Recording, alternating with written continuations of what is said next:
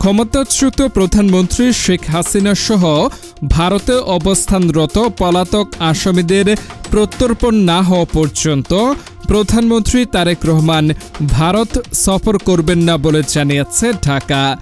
রোববার বাংলাদেশের পররাষ্ট্র মন্ত্রণালয়ের এক কর্মকর্তার বক্তব্যের বরাতে এ তথ্য জানিয়েছে সংবাদ মাধ্যম দ্য ডন।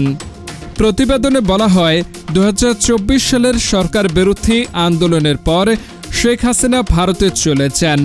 বর্তমানে তিনি সেখানে অবস্থান করছেন। মানবতা বিরোধী অপরাধের মামলায় বাংলাদেশে তার মৃত্যুদণ্ড হয়েছে। তাকে ফেরত পাঠাতে ভারতকে একাধিকবার অনুরোধ জানিয়েছে ঢাকা। তবে ভারত জানিয়েছে বিষয়টি এখনও পরীক্ষাধীন। সম্প্রতি তারেক রহমানের সম্ভাব্য ভারত সফর নিয়ে আলোচনা জোরালো হয়।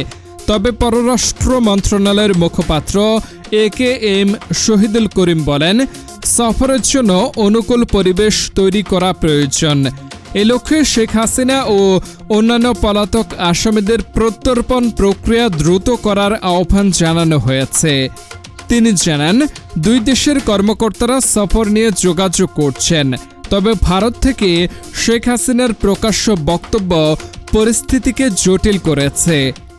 সরকার বাংলাদেশ ফার্স্ট নীতিতে পররাষ্ট্র নীতি পরিচালনা করবে উল্লেখ করে শহীদুল করিম বলেন, সার্বভৌমত্ব ও পারস্পরিক স্বার্থের ভিত্তিতে ভারতের সঙ্গে সম্পর্ক এগিয়ে নিতে চায় ঢাকা।